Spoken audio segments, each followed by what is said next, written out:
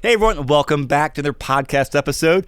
Chris Lopez here, and I've got 3 guests in the studio today with me, and we're going to talk about a build-out of an ADU in Adams County, and it's a great story. So our guest couple bought this in 2017, bought the property, built it out, and they're here to tell us all the good, and there's probably a lot of not so good too with ADU build-outs, as you guys know.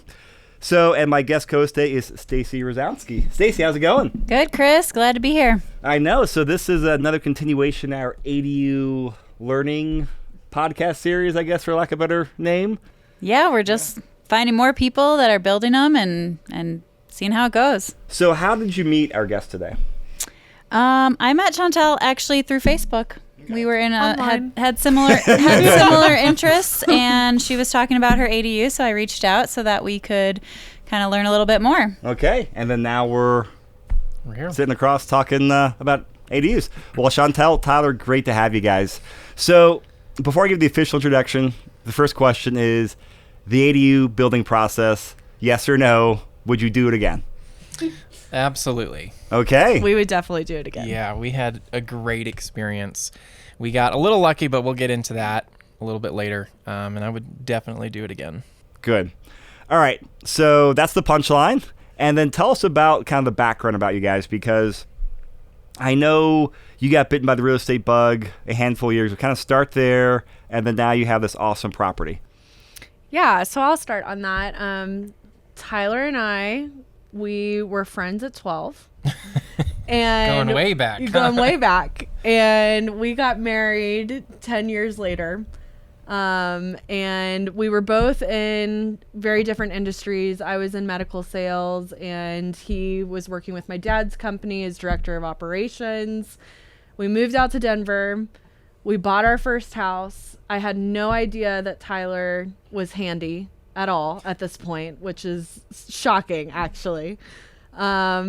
And then we got the real estate bug. I became a realtor, and Tyler became a contractor. What triggered that, though? There's always like a book or a podcast or a family member. Do you remember like what triggered? That's what I'm most curious by. I am the classic rich dad, poor dad. All right, you're one of us too, huh? Yeah, classic. Yep. Well, she was driving around in her previous job and then started listening to podcasts and things about real estate.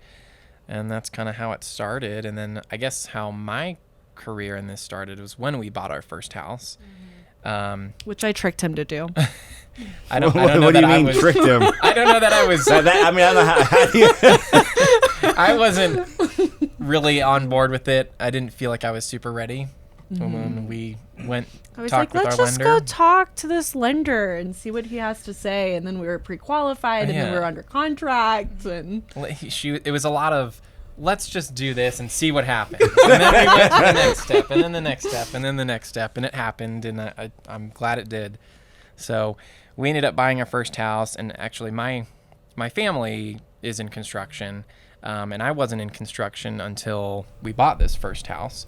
And it ended up being a great experience. I jumped right into all the home projects, fell in love with it, quit my job a couple months later, and started working for a general contractor. And then a little bit after that, went off on my own. Okay. And so now you're a GC? Mm-hmm. Okay. And when you bought this house, was it the plan to kind of do like a live-in flip, or what was the plan when you bought the house? so our plan when we bought the house was actually relatively simple. We were like, oh, we're paying $1,500 in rent. We could buy a house with, roughly a $2,500 mortgage and maybe rent our basement for $1,200 and pay around the same. And this was long term. And this was long term. Yeah, we were planning on renting a basement long term. And so the reason that we bought this house was because it had a kitchen in the basement. It didn't have a bathroom, but we were like, okay, we can insert a bathroom. Had a spot for it. Just wasn't built out. Okay. And it was already plumbed too? Already plumbed, had electrical. Yeah. So we bought the house with that being the intention. And then we were like, you know what? We have a lot of family that comes to visit from Florida. Let's do Airbnb or short-term rental. So when they come into town, they can stay in our basement. And then it was like overnight, we were booked like completely up. We were making, close to $3,000 a month on our basement. And we were like, we have to do this more. And so that led us to build a carriage home. And so when you bought this house, obviously you knew like I'm assuming it's the classic kind of layout we see as a ranch home, and then you got this income suite in the basement. Did you know when you bought it that it was zoned ADU? Was that the ADU even on the radar when you purchased it? No. So we didn't know much about ADUs. They weren't super popular back then. And this was kind of 2017, right? 2017. There was this weird outbuilding on the property that they didn't even advertise in the listing. It was like this like dirty little secret on the property that was causing it not to sell. And we took a look at it and we're like, oh, maybe we could convert this into another mother-in-law one day, but we didn't know that ADUs were a designation as far as zoning. We didn't know that we would be doing Airbnb. We had very little idea of what it would cost to bring it up to an ADU legally. But we thought it was cool. We thought that it had potential. Like how big is this? Like, is this a standard lot size in Denver? And like how big is the structure back there? Kind of like paint us a picture if you could. I would say our lot size is a little bit larger. It's, what was it, 13,000 square feet? Oh, okay, so that's a good size lot. That's a really good size, about a third of an acre, a little over a third of an Yeah. acre, I think. Yeah, so the area that it's in is right near Regis University. It's just north of downtown Denver, but it's in Adams County where the lot sizes are a little bit bigger. And so the realtor didn't even advertise this building that was back there. We just saw the kitchen in the basement and thought, wow, this is going to be great. And the ADU was just a complete bonus. And it was completely unfinished. It's about the size, it's 440 square feet, so it's the size of a 2-car garage. It's a good size. Yeah. It's So what plenty. was there? What, like this unfinished building, what did it have? It was just 4 walls, a roof, and then the inside, they said it was like an old barn or something.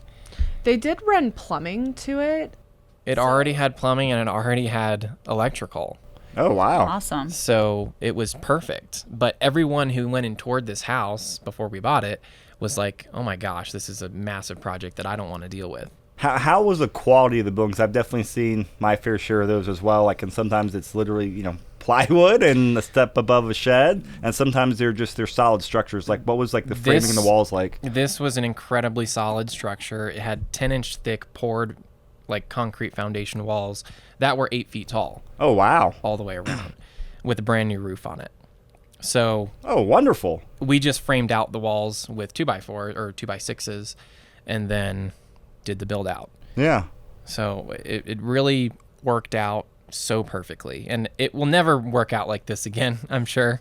But it worked out really great. Yeah, and we've kind of talked about there was probably about $40,000 worth of value in that building that was existing. We think we had probably anywhere from like $30,000 to $50,000 head start On building. Because we didn't have to run water, we didn't have to run sewer, the electrical was already there. We did have to verify with the city that we didn't need a separate water tap, and we had to verify. And you didn't? And we didn't. Oh, no. good. With our water district, and we also had to verify that the sewer could handle, or the pipes could handle the extra load, which it was able to do. So let's talk about this, because this is the hard part. You start getting the building. So you guys moved in here. You're killing on Airbnb. Light bulbs really going off on here. You bought this in Q2 2017. When did you start thinking about the ADU conversion? Pretty much right after we finished the basement. And it was kind of a contentious subject in our household for a while, just because we were trying to figure out the financing and whether or not we could do it. Adams at the time had not legally passed the zoning for accessory dwelling units. That did not happen until 2019. Okay. And so we went back and forth on, should we go through zoning? Should we just try to renovate this without going through the city? Or should we wait and see if they actually do pass this designation? And thankfully they did. Okay.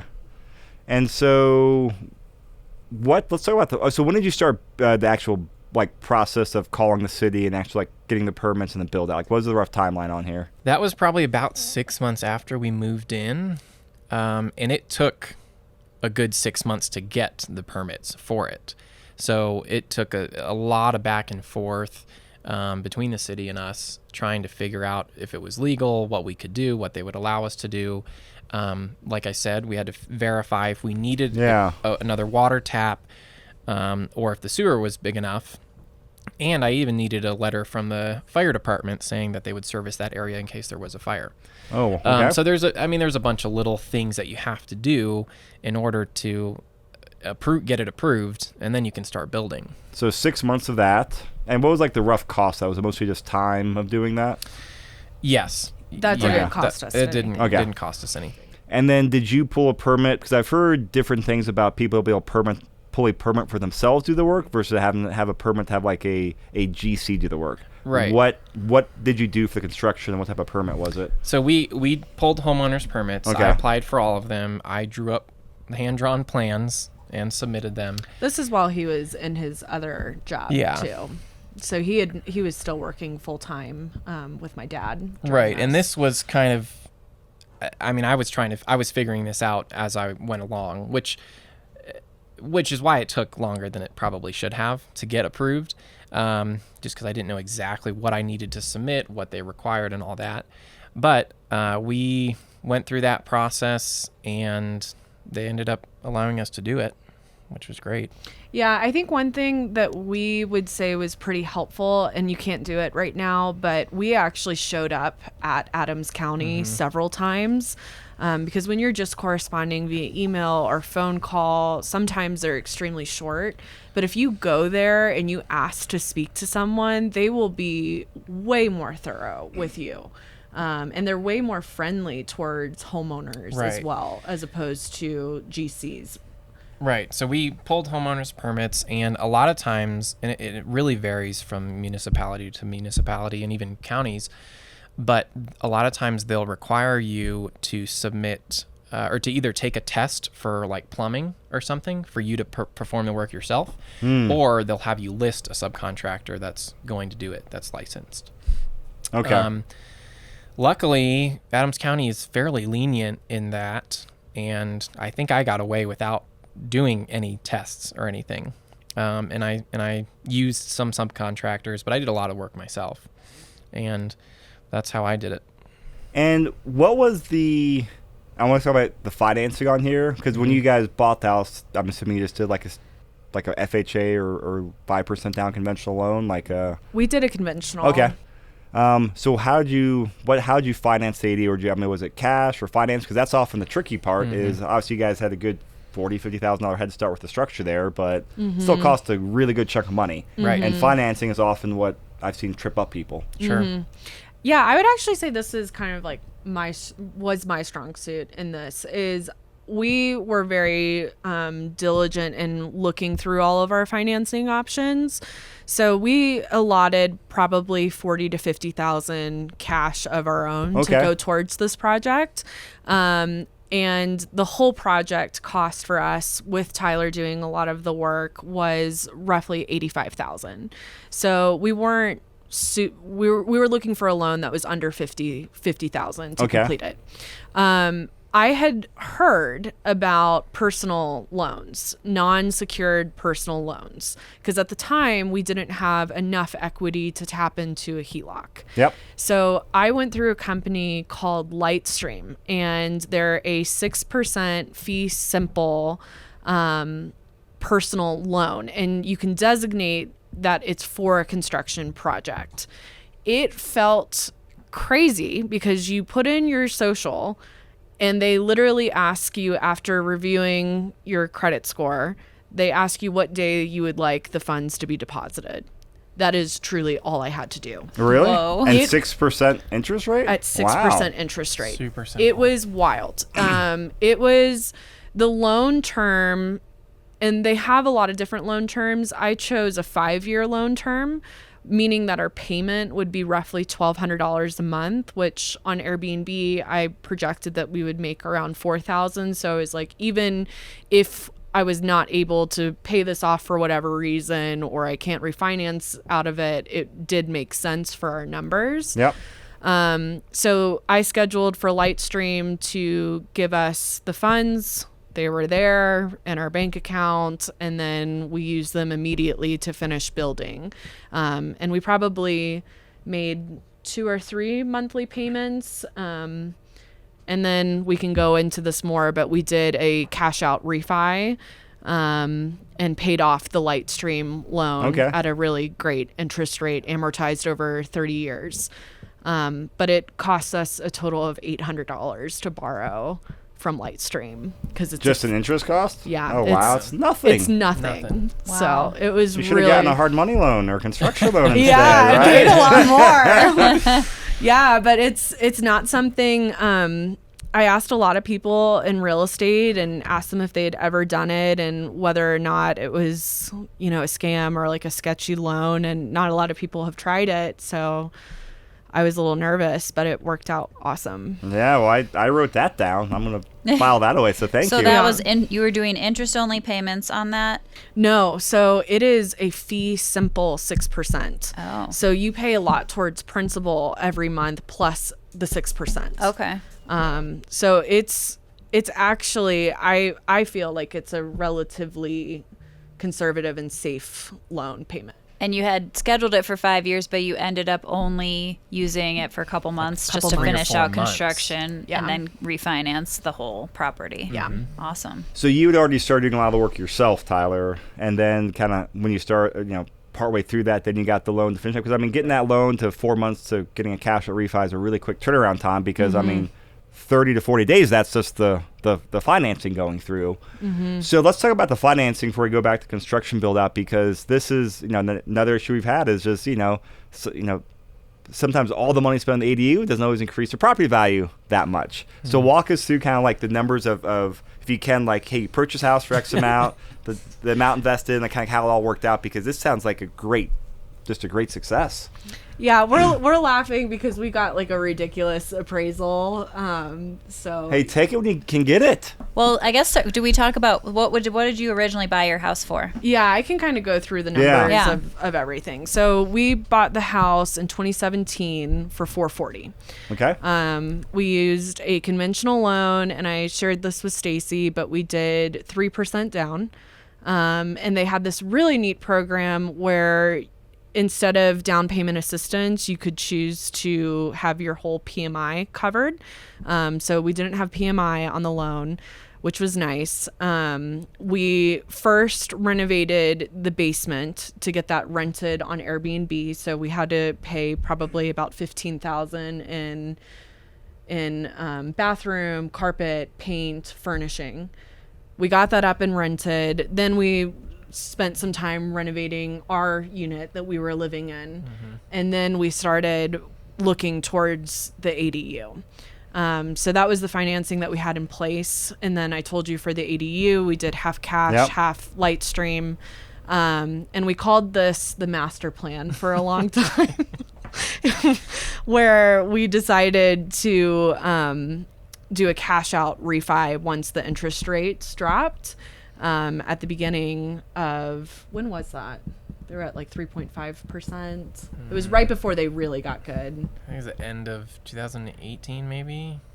I think it was end of 2019. I think more 2019 because 2018 interest rates spiked then. Because I refied it originally in 2019 too. Yeah, so it was the end of 2019. We did a cash out refi. We were really nervous about the appraisal because we had finished this amazing carriage home, but everybody was telling us that it wouldn't give us that much value. And so we waited to schedule the appraisal on a snow day because our landscaping was really bad at this point. The appraiser came out, I met with him, and he walks through the house and he says, I don't know what you want me to do with this house. Nobody prepared me that this house was going to have this carriage house on the back and that it's an income property and that it's split into 3 units. The square footage isn't even right on the county. And I was super nervous. But he later called me and he said, I'm going to have to go off of the comps in Sunnyside because that's all I have. And I said, that's totally fine with me.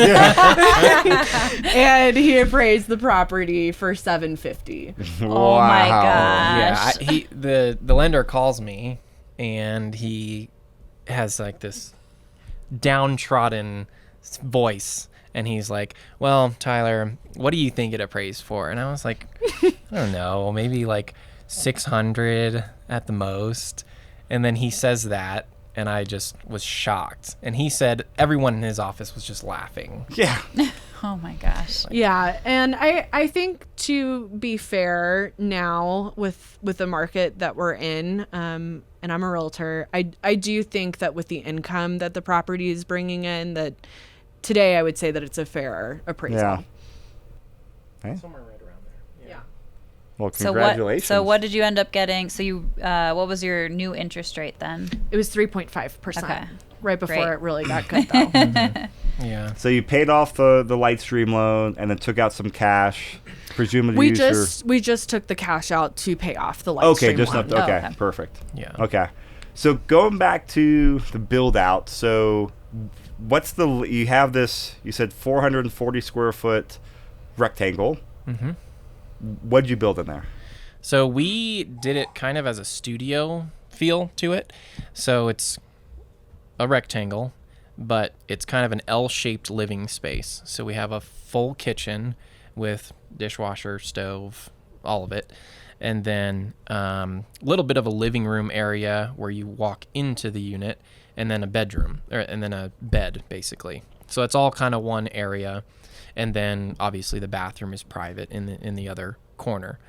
But we I would say we were pretty intentional with making it function as a great short-term rental. So we really invested in the space for a great bed, a great kitchen, and a great bathroom. Yeah, it's not somewhere that you would probably want to live for a long period of time, but it's very functional and very comfortable for a short-term rental. So, and I think we invested probably a little bit more than we should have. I mean, our finishes are pretty nice. Our shower has like 2 shower heads, and it's all marble, and it looks great. But looks good on Airbnb photos, looks though, too. Great, and that's all we had in mind. Yeah. So like, what was like the flooring, the countertops, the appliances? Like, what were those finished qualities? Yeah, so the cabinets were fairly cheap, but they still look great. The countertops are quartzite, which were pretty expensive, and then we got pre-finished maple flooring. Oh wow! So okay. So it is nice flooring. Yeah, I will say something else to consider when you're picking out finishes is you pay a lot more if you want it immediately.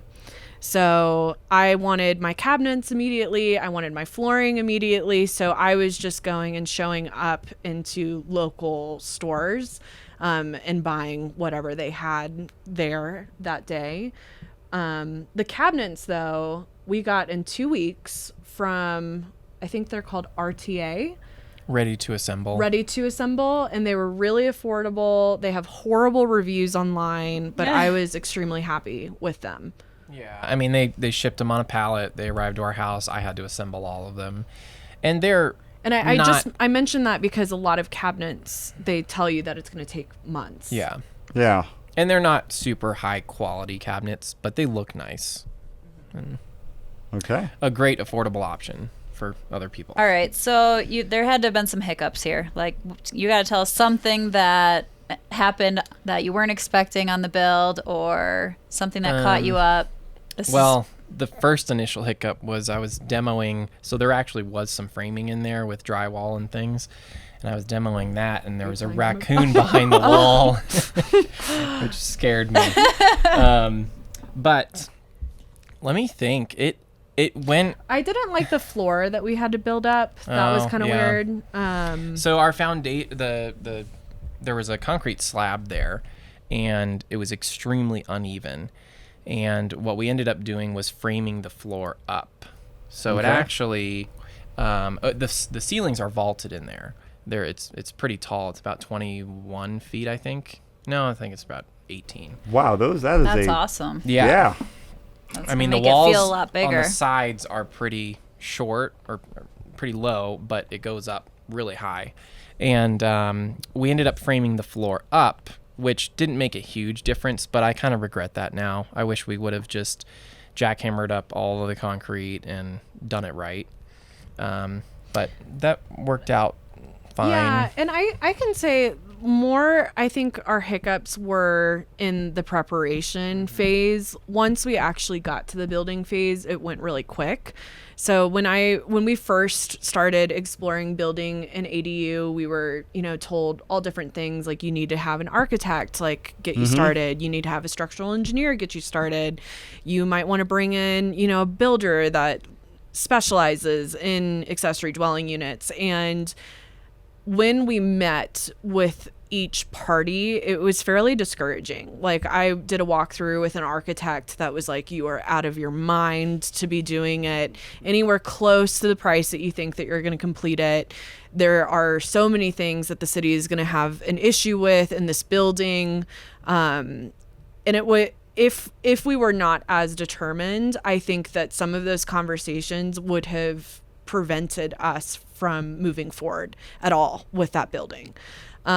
So we just continued to pressure the city and try to do it as much as we could ourselves after bringing in some of these professionals, which is not always the case. I think that we just got a string of very pessimistic professionals when it came to price point, timeline, and the bones that we currently had on site. Yeah, and I would say I kind of fumbled through the permit process. If I would have known exactly what I need to submit and what they require and all that, it would have gone a lot smoother. But it took me a long time to figure that out. And a great learning experience, but I just fumbled through it. Yeah, but could you have actually known? Because I feel like that's one of those things you just have to go through it to learn. Like, there's no... Right, yeah. You can't really Google that or... When we started, there were only 3 other ADUs that had been built in Adams County at the time. So I feel like the city too, at that point, also didn't have some of the red tape that they may or may not have today. Right. So that would be an interesting thing to look back on, actually. So what advice do you have for people out there who want to go out there and either, they have a lot that's zoned ADU and it has the right lot size, all that stuff, but they want to build it? What do you recommend to people? Like, where do they start? What do they need to know? What are their expectations? Yeah, I think one thing that I would recommend would be to go through a general contractor first, as opposed to going through an architect or even a builder. Just because a general contractor starts out traditionally by having conversations with the city. So you would have someone working on your behalf to speak specifically about your property, as opposed to someone who's speaking about accessory dwelling units on a general level, because there are areas where, for instance, Denver is more difficult to build ADUs than it is in Adams County. And it would be good to have someone that speaks about your particular situation before making assumptions. And then one thing to understand and kind of keep in mind, that a general contractor, and I'm no exception to this, but they typically focus more on the execution, the actual build, and don't do much with design.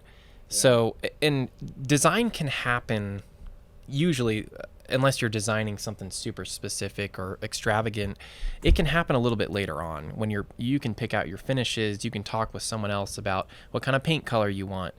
But the GC is going to get you to that point and just kind of hit the ground running. So I think there is a lot of value in talking to a GC first rather than a designer or an architect or someone like that. Okay.